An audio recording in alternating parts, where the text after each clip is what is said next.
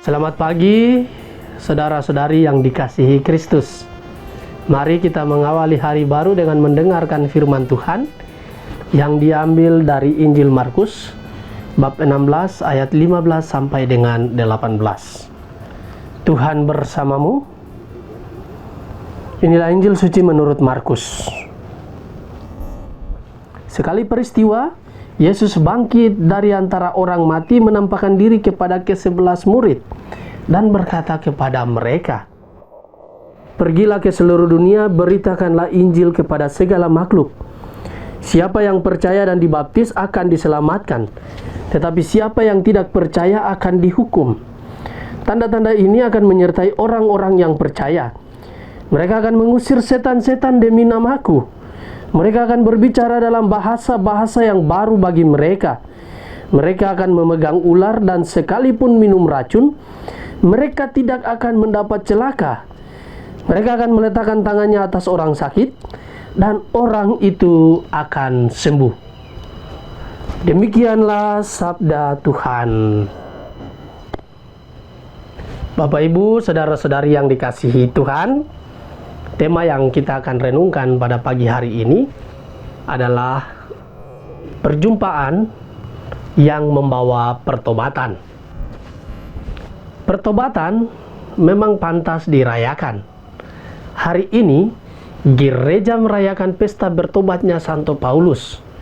Walau Paulus sendiri tidak pernah mengatakan peristiwa yang dialaminya di Damsyik adalah sebuah peristiwa pertobatan.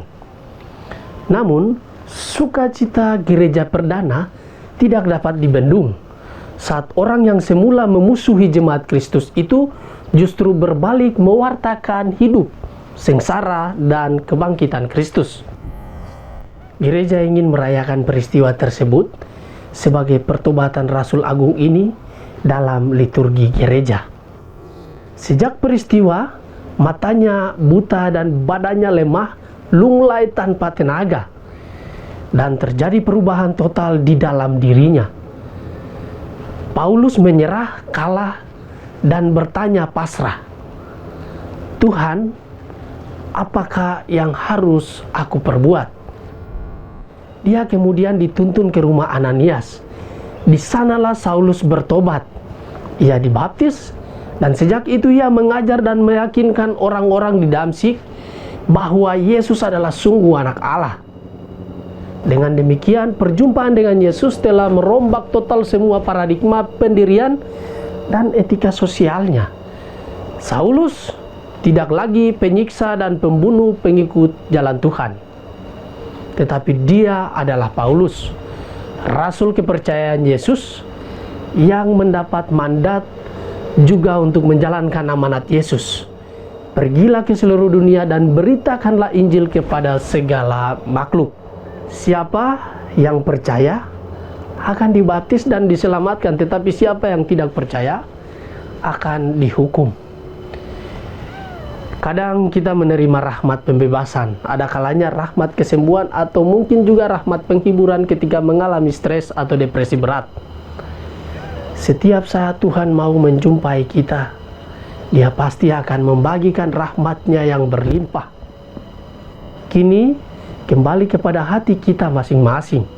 Apakah kita mau membuka hati dan menerima tawaran rahmat dari Allah?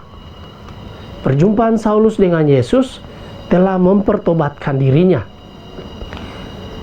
Apakah perjumpaan kita dengan Tuhan Yesus dalam komuni suci juga telah membuat kita berubah total dan membawa kita pada pertobatan?